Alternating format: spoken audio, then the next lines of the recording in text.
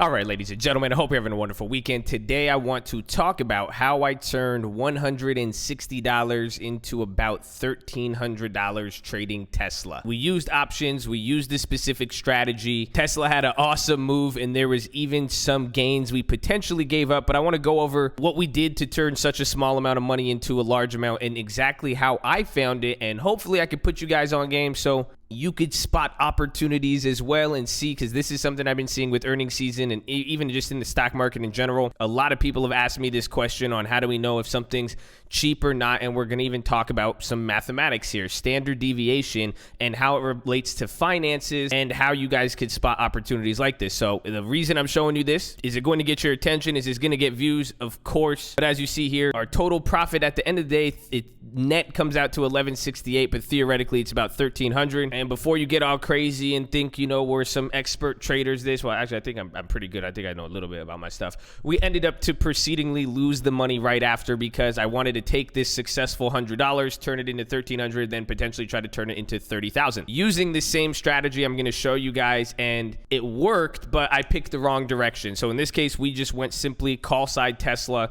We thought Tesla was going to go up here before earnings, and again, we'll even talk about what caused this jump, and now they're up even more. So congrats to everybody who played it. That's the first reason why I'm making this video, but second as well too, if I show you guys this, my hopes are that you come back and you show us any of these plays if you find them. If you learned something from this video and you could pick up on it, shoot me a message, shoot me a play, come on the live stream and let us know, and I would love to confirm or deny, and I'll play it with you if it's that good. But if anything too, if you are new and you're not familiar, we are live Monday through Friday, 30 minutes before open. So we got, if you want to learn how to trade options, you're doing long-term investing, day trading, anything investing wise, we have a bunch of free videos here on the channel, and we stream live every single day. So it's the first link in the description. It's pinned in the comments. You could come and join in, chat with us throughout the day, watch me trade, watch these moves in real time, and you could even go back and see what happened. So drop your thumbs up on the video, subscribe too. We got all that the way, but let us see what happened here. And I have some main points, and really the first thing we're going to talk about is debit spreads, the method I used to do this, why I chose a debit spread instead of a credit spread, and this is going to start hinting at the standard deviations and what made me pick exactly what I did. And that's what we have here. Lastly, why do we select the price and what made the stock move? So we'll start kind of even from the bottom. What caused this big jump in Tesla? Its earnings report. Every 3 months, a company releases its earnings report, how well they profited, how well they did. And once investors get this new information, they're like, oh, the company did good or bad. The stock tends to move. Earnings is very, very risky, and a lot of people will tell you you shouldn't play it because it's a gamble. Just like I said, you know, I tried to turn this into $30,000 afterwards. It was a gamble. I was right on the move, but I was wrong on the direction. And that's something we're going to talk about here, how we specifically chose a price and how we able to get it now so cheap, and what were the factors that made me choose this. So we knew it was earnings, we knew it was going to move, and you could see the play here. This is the trade log. So what happened, this was on 10/23, so you could see today's the 25th, there's the 24th, it's there at the bottom right here, and then here's the 23rd, the day before. The stock was trading at 253. So we bought an option. If you're not familiar with the option, it's the right to purchase the stock at a specific price. So in this case, it's a call. So we bought these calls. It says a call at 290. So Tesla's trading at 256 right when we bought this. And we made a deal with somebody, and we said, hey, I'll pay you $141 if you agree to sell me Tesla at $290 a share by next week. The stock's trading at 250. The guy's like, all right, millennial, you seem like you know what you're doing. Of course, I'll take your $100 to sell you the stock $40 higher than what it's at. Now, it's an option. So by paying him that money, I'm not required to sell it to him at that price. So realistically, if the stock stayed below 290, he would keep my money and I wouldn't have to buy the stock. But in the event that Tesla went up above $290, as it did here when it went up to 300, I could go up to him and say, hey, remember that contract we signed and I paid you? You said you're going to give me 100 shares of Tesla at 290. The stock's trading at 300, so he's going to be like, damn, okay. And he will literally give me 100 shares at 290, and I could instantly sell it at open market for 300 and make $10 per share or $1,000 on 100 shares. That is a normal option. And this is what I want to talk about with how we pulled this off. Again, it cost us a little bit amount of money. And by using now a specific option strategy, debit spreads, I didn't have to pay $141. And that's kind of the key to the debit spread. Once we start talking here about the standard deviation in pricing, what made me select the price? By using this strategy, it allowed me to get the price I wanted without spending too much money, allowing it to be a realistic and probable play. If I did it a little further out, we'll go over that, it wouldn't have made sense. But essentially, I bought 4 of these now, and you could see here, I bought 4 of these contracts, the 290 calls. So 4 contracts would represent 400 shares, and you could see here's the amount, $282. So if I took $282 times that by 2, it cost us $564. But then you're like, wait, I thought you only spent $160. That is what we did. It's a debit spread. So I agreed to buy it from him at $290, but then I went to the $295 contract, so $5 higher than my contract was, and as you see, it's going for $1.01. So I paid $141, and then I saw somebody was willing to pay $101 for a worse price. So the difference between $290 and $295 is $5. So essentially, I sold these contracts, I sold 4 of them for $101 each, and you could see that got me $404. So minus $404. My net debit, how much I ended up coming out of pocket, was $160. Now, this is a debit spread. I bought one set of contracts, and then I sold the same thing I bought. So someone agreed to sell me the shares at $290. Well, I said to somebody, hey, I'll sell you the shares at $295. So in the event that it went above $290, or in the event it went up above $295, I could still buy it from the guy at $290, sell it to this guy at $295, and he would buy it because the stock now, even in this case, is trading at $320.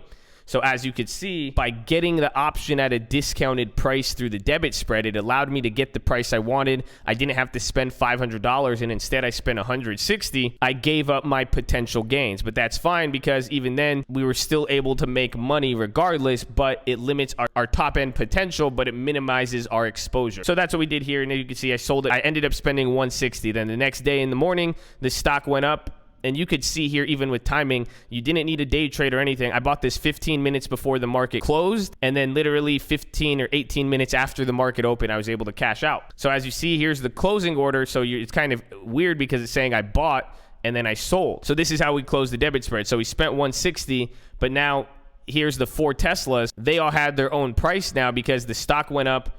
And at the time, it was trading at like $300. So it was past $290 and past $295. So I sold those 4 $290 calls. I was able to sell them for $16.43. And that's each contract, because that's how much each contract was worth. So we bought them for $1 each.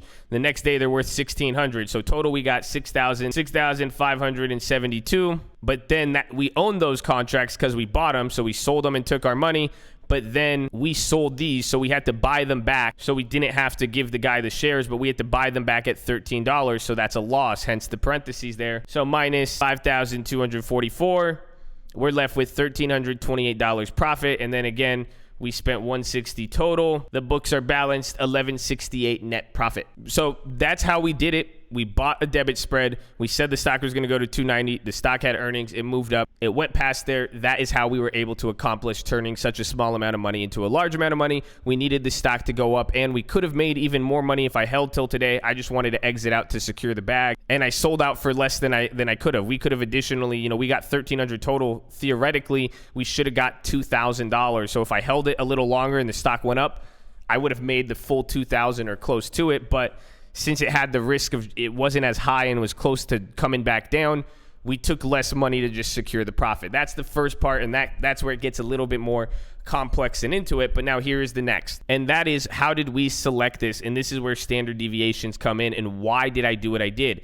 So here is the chart. This is a standard deviation chart, and this is really what I want to talk about with understanding it, because people were asking, why did I go to 290? The stock was trading at 250. What made me select the 290? And again, that is why I even chose to do a debit spread to begin with. Now, since the stock went up a lot more, if I didn't want to do a spread and just buy the option, I could have simply just bought the 295, the contract we sold. I could have bought it for $100 and bought one of those contracts, or even the 295 for $100. And right now it's worth $3,600. So you could have made $3,500, which is about $1,500 more than the max gain and almost triple the amount that we made. But again, it took Tesla making that amazing, awesome move today. And I could have done that, but 295 was a little bit higher.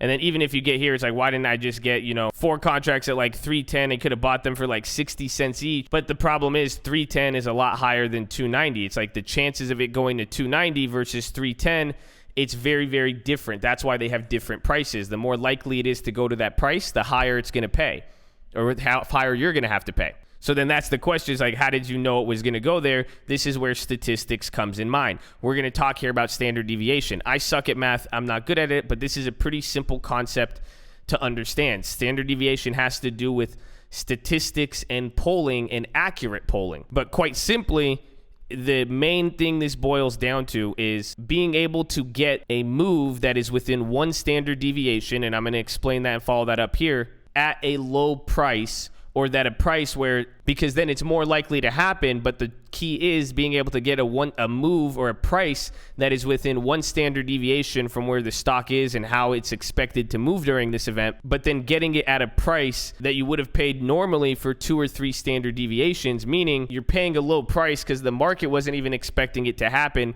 And that's why even though it could statistically happen, they're not charging a lot. So this will make sense when I show you, and we'll show you the chart. And this is how you guys could see it. And I'll even show you a play coming up so you could see it. Like Google's going to have earnings here on Monday, and you could actually do this. And I'm going to be doing this and doing my evaluation of this. But here's standard deviation. So you could say it's represented by the lower Greek of sigma, is a measure of the amount of variation or dispersion of a set of values, how they're going to move. Again, the key is what we're going to get to. Again, I'm making this very simple. In addition to expressing the variability of a population, the standard deviation is commonly used to measure confidence in statistical conclusions. For example, the margin of error in polling data is determined by calculating the expected standard deviation of results if the same poll was to be conducted multiple times. So think about that here in options. It's saying if you took the same set of data, earnings, how the stock has moved over the last 365 days, 10 years, whatever, it's saying if you repeated that over and over and over and over and over again, if you took Tesla earnings and how much it's moved over and over and over again, you're going to get a standard deviation, but it's going to give you an average. So it's saying on average it'll move this much, and then the standard deviation is the variability of it happening. So hopefully this makes sense. It's saying, if you took a poll and you said, is Josh Answers in the greatest, and you asked 10 people, 8 out of 10 people said yes. Now you're like, how is that statistically significant? Can you actually rely on that? Is Tesla going to move $8 on earnings? How do you know? It's if you repeated it. So take that survey with Josh Answers in the cult, and you repeated it 1,000 times, 1,000,000 times. Sometimes it'll be 8 people would say yes, maybe 7 people would say yes, or 9 people, and then you're going to get a mean and an average, and then a certain amount of, whether it's, so let's say the average now is 8 out of 10 after running all those samples, and then there's a chance that 7 out of 10 or 9 out of 10, and then 10 out of 10, or like 5 out of 10. There's different results because, again, you run the sample. There will be upsets. There will be times it doesn't necessarily be like that, but it's saying for the most part, most responses now, it's there to tell you it's a measure of confidence, or to say within a standard deviation, you could say yes.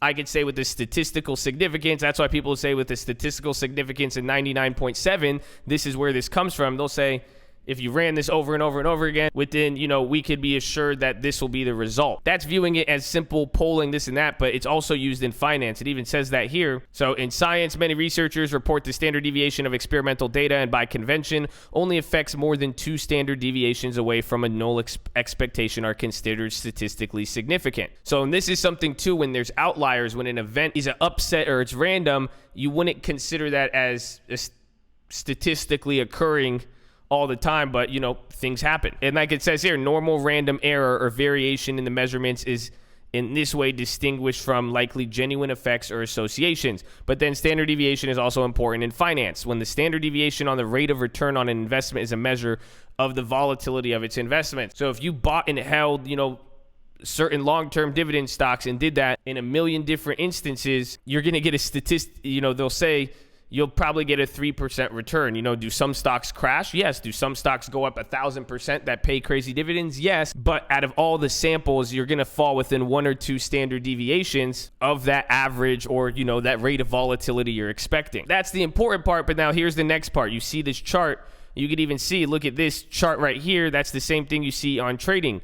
This is empirical data. This is now standard deviations. So it's saying if you ran a sample now on Google, the stock is trading at 1264. By the end of whatever date we're on, 68%, most of the responses, if you ran, if you were saying how much do I expect Google to move, there's a 68% chance it's going to move between 1200 and 1350. That's the statistics of it. That's how it works. And that's with statistical significance. You could even say it could go up to here or here too. But now let's take a look at the 68 rule. In the 68, 95, 97, it's also known as the empirical rule. It's shorthand to remember the percentage of values that lie within a bound around the mean, the average, in a normal distribution with a width or two. And again, we're not going to get into, the exact statistics. I could even be butchering some of this or missing some of it, but I think I'll leave you with enough to get the point. We're not going to say normal distributions and unstandard distributions, whatever it may be, but here's what you could see, and this is what breaks it down. Here's the average, here's the mean. Where do you get the 68% from, where most of the responses or most of the results are going to fall? 34% are going to be just a few data points above the average,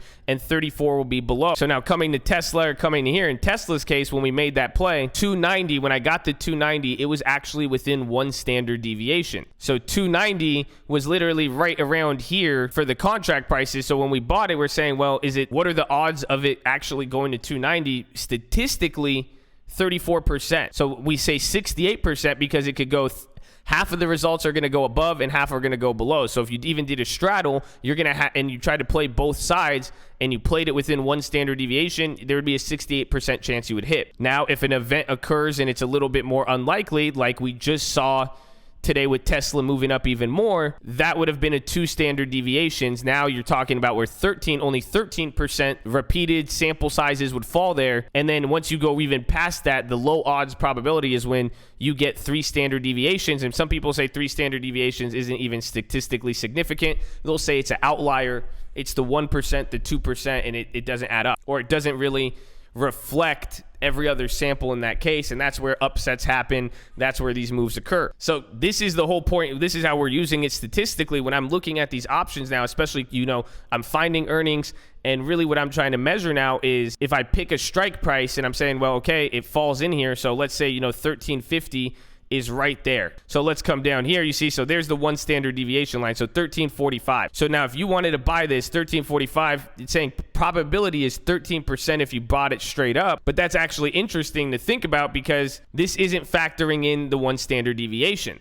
So if we're looking here and we're saying, well, that's actually, it's technically a 34% chance, but then again, 34 is going to be a lot closer here. So the probability profit may give or take there. But what I'm looking for is how much is this going to cost? So this is $500. I don't know if I'd want to risk $500 to be on the borderline of, 30% and 40%. But realistically, there's a 30% chance it's going to fall above here and get capped right there. But the key, and this is why I selected the Tesla and why I use the debit spread, because now let's say we do the debit spread. I could sell this one. That's a debit spread. Now you only have to pay $30. And now you're actually getting a higher percentage of profitability.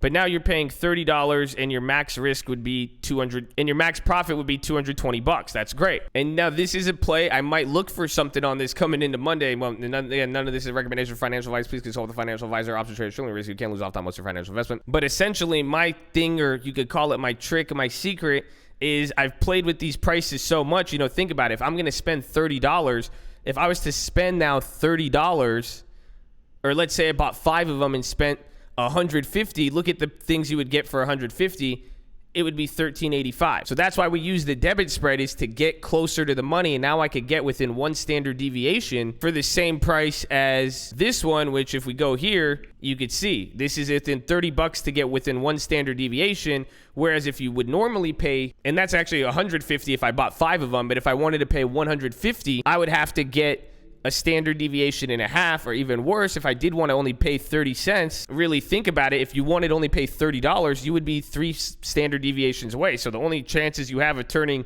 $30 into a large sum of money, it would almost be statistically insignificant, or the odds are very, very low. It would need an extreme outlier. So that's the key is, how do you do this and how can you find this? Is finding plays that are within one standard deviation of the move. You could do it on earnings. That's where, because the stock is going to move, and it has the potential to move bigger. You could do this in general, but now if you could get a play that falls within one standard deviation of any of these sample sizes and get it for the price that you would pay 3 standard deviations out, it's somewhat of a good deal, if not a good deal. Now, the only part where that adds an element of risk, you're still only 30% probability of profit or a 30% chance of falling in your number. You could be wrong, and that's what we did on the Amazon, but that's what we did on Tesla, and that's how we did the whole play. That's exactly what I did on Tesla. Tesla was trading at 256.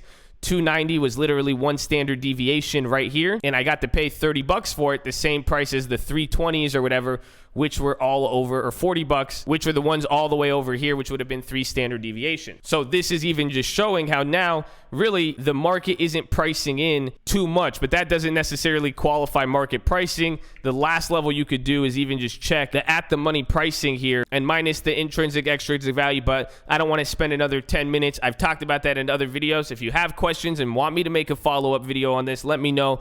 Comment below, or if anything, come on the stream live, and I would love to help you guys out with this. I love all of you. That is your video. Enjoy your weekend. Be smart coming with earnings. And if you want to learn this stuff, teach yourself, be smart about it. Don't force it, don't pressure it. And beyond trading options, invest long, my friends. I love you all. God bless you. Let's go.